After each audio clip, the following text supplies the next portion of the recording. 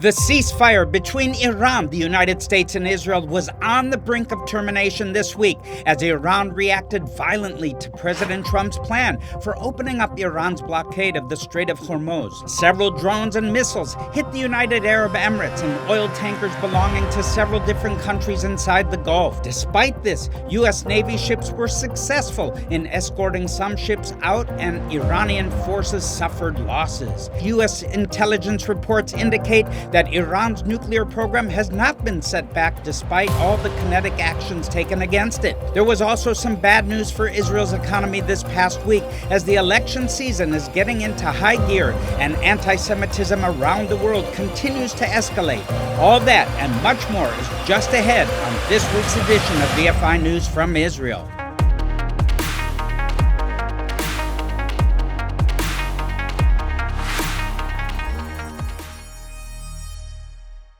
Shalom, everybody. We'll start this week's report in the Strait of Hormuz because that's where everyone's attention is riveted these days, for better or for worse. On Monday, U.S. Central Command announced on X that 2 U.S.-flagged merchant vessels have successfully transited through the Strait of Hormuz as the first step in what President Trump dubbed Project Freedom. I love the name. Also on Monday, CENTCOM said that an Iranian announcement that its forces had managed to hit American ships with missiles were false, and that, in fact, the U.S. military had destroyed at least 6 Iranian small boats that were attempting to attack civilian shipping in the Persian Gulf. CENTCOM also spoke of intercepting several Iranian drones and ballistic missiles fired at American bases and civilian infrastructure in the region. Now, Israeli and American forces are reported to be preparing for a brief, sharp campaign of strikes to try and coax whoever is in charge in Iran these days to stand down and agree to a long-term ceasefire. U.S. Admiral Brad Cooper, the head of Central Command, didn't want to answer a question about whether the ceasefire, which began on April 8th, is still in effect, simply saying that, quote, the U.S. commanders who are on the scene have all the authorities necessary to defend their units and to defend commercial shipping, unquote. He added that the blockade on Iranian ships entering or leaving the Gulf remains in effect and that there is no problem for the U.S. forces in completing both missions. In this context, it must be said that the blockade of Iran is having a devastating effect on its already battered economy. Dozens of factories, steel mills, bridges, ports, and petrochemical plants have been knocked out of operation in this war. The terrible condition of Iran's internal infrastructure, including roads, bridges, canals, and rail lines, has all gotten much worse. Now, water shortages and poor air quality have also gotten worse, and Iran's real currency has collapsed. It seems like a long time ago, but back in the beginning of January, the rial was trading at around 42,000 to the dollar. Now, just in a couple of weeks, it fell to 1.4 million to the dollar. Can you believe that? And became essentially useless.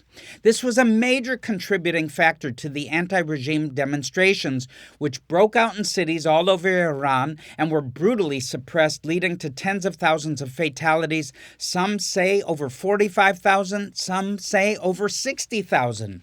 Making all of this much worse is the internet shutdown that the regime has imposed since the start of this current war on February 28th. Thousands of small and medium-sized private enterprises in Iran have gone out of business because of this. And that has added another layer of economic pain to the population, although not necessarily yet to the regime led by the IRGC. Jason Tuvey, Deputy Chief Emerging Markets Economist at the London-based Capital Economics Financial Advisory Firm, said this week that unless the regime seeks concessions from the United States to lift the blockade, the economy will have to remain extremely depressed. But ultimately, this comes down to the degree of economic pain that the Iranian regime is willing to bear to achieve its military and geopolitical objectives. In other words, the regime is willing to let its own people suffer a lot in order to continue with their insane ideological, demonic, and theological agenda. However, even the regime is beginning to show cracks, with Iran's central bank governor Abdul Nasser Hemati publicly urging that internet access be restored to the general public and a modus vivendi be reached with Washington. A regime spokesman also acknowledged this week that the total damage to infrastructure and residential and commercial property since February 28th comes to roughly $270 billion, which is almost 9 times the regime's total budget for 2025 and almost 60% of Iran's GDP.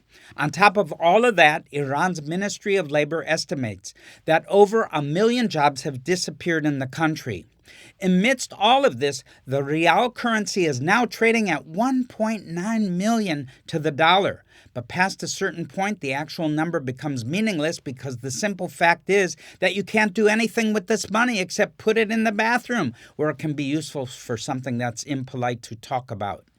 Well, there is a lot more we could mention regarding Iran's economic distress, but the point is that Iran's economy is suffering catastrophic damage as a result of the failed policies of this regime, and the 90 million people of Iran are seeing their quality of life decline rapidly in all areas. So the question is, will this be enough to prompt them to once again take to the streets and demand change? I don't know. Will it be enough for someone in Iran's military to finally say enough is enough? It's time to save the country by overthrowing the regime? I don't know. We might be, though, about to find out. Now we're going to switch from talking about Iran for a moment, but we're going to stay on the topic of economics because this situation in the Persian Gulf is causing tremendous economic pain and disruption all over the world. Factories are shutting down, schools are scaling back operations, and entire countries are going to 4-day work week and school weeks. The phenomenon of working from home, which became more common during the COVID-era lockdowns a few years ago, is becoming more common once again. Something else that's becoming more and more common is that jobs are simply disappearing and are very unlikely to ever reappear. This was already happening because of the growing AI revolution, which I don't pretend to understand beyond the fact that AI is simply able to do a lot of jobs that we used to need human beings to do. Now, because of the slowdown in economic activity all over the world, because of tightening energy supplies, there are even fewer jobs for either humans or AI. Well, I'm sure you've heard a lot about all this happening wherever you live, and I could tell you all kinds of stories about the effects this is having in Israel as well. The Israeli media has been covering this story extensively, speaking about rising inflation as the price of gasoline goes up. Many other commodities and household staples are becoming more expensive, and at the same time, taxes are set to rise while government services are scheduled to be cut. The government has spent enormous sums of money fighting this war over the past 2.5 years, and it owes a great deal of money to both domestic Israeli defense companies and American and European companies as well. However, even before it begins to pay all these debts, the government is also announcing more purchases of defense equipment to restock all that was used up in this war. This week, the IDF announced that it will purchase a 4th squadron of F-35I fighters manufactured by Lockheed Martin and a 2nd squadron of F-15IA fighters manufactured by Boeing. The announcement added that this is only the first step in Israel's force-building plan for the coming decade, with a total designated budget of $118 billion. Can you believe that? Also this week, the Defense Ministry announced that Israel's first KC-46 tanker aircraft has completed its maiden flight in the United States. 5 more are in the pipeline, and I don't even want to think about how much they'll cost. Well, friends, no one argues that these weapons are not necessary, but the fact is, many other things are also necessary. I could say a lot more about that, but just for a moment, I need to concentrate on one specific issue, because as much as I hate paying so much for airline tickets and gasoline, we're paying nearly $10 a gallon in Israel, by the way. I'm much more worried about something else. All over the world right now, there are farmers who should be planting crops, but they're not because of the price and availability of diesel, which they need to run their tractors and other equipment. Another input that's becoming more expensive and even impossible to find any price is fertilizer. That means the harvests in the fall are going to be significantly smaller than usual, and there's no guarantee that the following harvest will be any better. We hear a lot of talk these days about demand destruction, meaning the more expensive gasoline, diesel, and kerosene become, the more consumers will stop even trying to afford buying them and learn to live without them. Well, that's all fine and good, but there's no such thing as demand destruction when it comes to food. During both world wars, governments encouraged their citizens to have what we call victory gardens, to grow whatever vegetables they could wherever they could. Well, I think this is a very good idea and should be brought back. Some might say I'm being alarmist by talking so much about food shortages. However, I beg to remind you that Yeshua himself warned us in his Olivet Discourse of Matthew chapter 24 about famine being one of the birth pangs that the world would experience just before his second advent. I'll also mention the way God supernaturally provided food for the Israelites, called manna, while they were on their way to the promised land. Well, I don't think it's beyond the realm of possibility that something similar might happen in Israel at some point, but VFI is still going to keep stocking the food warehouse just in case. It would be irresponsible for us to do otherwise. That's because although Israel is self-sufficient in some staple items, including potatoes and cucumbers, our agricultural sector has been hit hard by this war. Many of the fields and greenhouses are located in the Galilee and the Gaza border region, and these areas have been conflict zones for much of the past 2.5 years, and that looks set to continue. Well, I'll talk about the situation in Gaza in a moment, but first, let me tell you what's going on with Hezbollah in Lebanon. The short version of this story is that Hezbollah was dealt a staggering blow in the fall and early winter of 2024, and they've been hit hard again in the most recent round of the conflict, which began on February 28th of this year. It's not only Israel that's been hitting them militarily, but the internationally recognized government of Lebanon has been rhetorically battling Hezbollah, demanding that they stand down and stop dragging the country into wars with Israel that everyone else has had enough of, and I can understand that. But like their Iranian masters, Hezbollah has proven to be a much tougher nut to crack than anyone anticipated. That's partially because they found a new way to attack IDF troops, using FPV drones like the Ukrainians have used against the Russians. The IDF has adopted some of the same defensive measures the Russians have used, and to be very candid, the drones have proven just as effective, and the defenses against them have proven just as ineffective as in the other conflict. It's a grim situation, so please join me in praying for the IDF troops and the residents in northern Israel, and the troops that are deployed in the security zone in southern Lebanon. Well, for that matter, please pray for all the IDF reservists, many of whom have been mobilized for hundreds of days over the past 2.5 years. There are all kinds of negative consequences from this, including a skyrocketing divorce rate, household debt, suicide, substance abuse, and more. This week, reports surfaced that incidents of violence among Israeli teenagers have increased by 26% in the last year. That is of personal concern to me since I have grandchildren who are teenagers, and many of our staff also have children and grandchildren in that age range. So please join us in praying for these issues. Well, getting back to Hezbollah, the good news, to the degree that there is any good news, is that rocket fire into Israel from Hezbollah is coming at a lower rate than in the past. That is helping some of those farmers I mentioned before to continue working in their fields and greenhouses, but they need help and they need protection. Now, let's very briefly take a look at the situation in Gaza, where the Hamas terror organization has control of 47% of the real estate in the western zone, comprising most of the major cities on the coast. The IDF controls 53% in the eastern zone, including the southern city of Rafiah and the border with Egypt. There has been an official ceasefire in this conflict since last October, and you might recall that there was a plan that involved Hamas gradually handing over its weapons while the IDF gradually withdrew. But Hamas, no surprise to me, has flatly refused to disarm at any price, and they have also sent several probing attacks against IDF troops deployed on the so-called Yellow Line, which have all ended with the Hamas attackers eliminated. But the Hamas leadership doesn't care about losing a few fighters any more than they care about the hundreds of thousands of Palestinian civilians who have suffered so much because of the war they launched on October 7, 2023. Do you see a pattern here?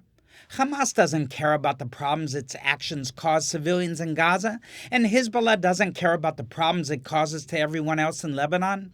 Meanwhile, the Houthis in Yemen don't care about the needs of the millions of Yemeni civilians they're supposed to be governing, and the IRGC doesn't care about Iran's civilian population at all. Maybe all those people marching in the streets of Western cities, burning Israeli flags and chanting anti-Israel slogans should think about that for a moment, but that might be too much to ask. Well, we'll talk more about that subject in a moment, but first, it is my sad duty to inform you that President Trump's plans for rebuilding Gaza are pretty much dead in the water. In fact, diplomats told Reuters this past week that the Civil Military Coordination Center in Israel, a key part of Trump's peace plan, will soon be shut down. Well, this raises the possibility that the IDF will soon be ordered to finish Hamas off in Gaza, but that's unclear at this point. Now, there are two more notable items related to Gaza this past week that I'll mention quickly before we move on. The first is that Qatar has quietly kicked out several high-ranking Hamas officials who have long lived in luxury hotels in Doha. It seems that the Qataris were quite angry when Hamas did not denounce the Iranian attacks on Qatar in March and April, and this is the result. Turkey is now likely to be the next refuge for these Hamas leaders, and it is also likely to be Israel's next big problem, no matter what happens with Iran. So I'm sure we'll be talking more about that going forward. But the other item from this past week is, of course, that another flotilla of clueless activists tried to breach the blockade of the Gaza Strip this past week. Once again, the Israeli Navy intercepted all the boats and sent most of the activists home without incident. This routine is getting pretty tiresome, but I guess some people just can't think of anything better to do with their time. However, let me remind you that a few of these boats were carrying weapons to give to Hamas. Think about that. Well, speaking of time, we're almost out of time for this week's report, so I'll just quickly talk about the start of election season in Israel. The big political news in Israel recently has been the strategic alliance between Naftali Bennett and Yair Lapid. Both men have served as prime minister in the past, albeit briefly, and Bennett has been out of politics for most of the past 4 years. He's attempting to make a comeback by running in the upcoming elections, which must happen no later than late October. It's hard to believe that the current Knesset has held together for almost an entire 4-year term, as it followed a season of intense political instability in this country, which saw 5 elections in just under 4 years between April 2019 and November 2022. But here we are, friends, and once again, the big issue in this upcoming election is the same issue that's dominated every election in Israel for almost 2 decades now. Should Benjamin Netanyahu continue as prime minister? I have no predictions about the elections to make any at this early stage, but I have a brief comment. Recently, it was revealed that during this war, Netanyahu secretly underwent treatments for prostate cancer. Well, to be fair, Golda Meir also underwent cancer treatments in the months leading up to and even during the Yom Kippur War in 1973. It is truly amazing that God gives Israeli leaders the stamina to stay at their post in the middle of such tremendously difficult and stressful situations such as war. That having been said, a few days before the election scheduled for later this year, Bibi will celebrate his 77th birthday. We wish him well. And even before the reports about these cancer treatments, he's acknowledged undergoing at least 3 surgeries in the last 15 months. There can be no doubt about Netanyahu's iron will, but there can also be no doubt that his physical frame is not made of iron. He's a mortal human being, just like the rest of us, and he won't live forever. And I've said it before, and I'll say it one more time, that everyone, no matter how they feel about Bibi Netanyahu, needs to make a plan for what to do that inevitable day when we wake up and he's out of the picture one way or another. If that happens before the upcoming elections, all bets are off. But even if he manages to stick around a bit longer, big changes for better or for worse are inevitable. And we all need to prepare as best as we can and keep in prayer for the Israeli elections. Now we've come to the end of the report, and I want to continue the tradition of ending with some good news, so So here it is.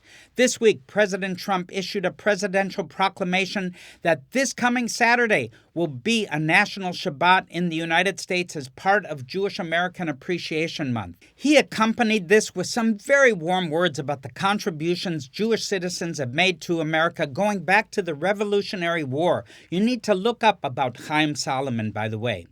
In the midst of a terrifying rise in anti-Semitism all over the world, including many Western countries and including in the extreme right and left wing of the political parties in the United States, this is exactly what's needed. I hope the leaders of other Western democracies will do the same thing.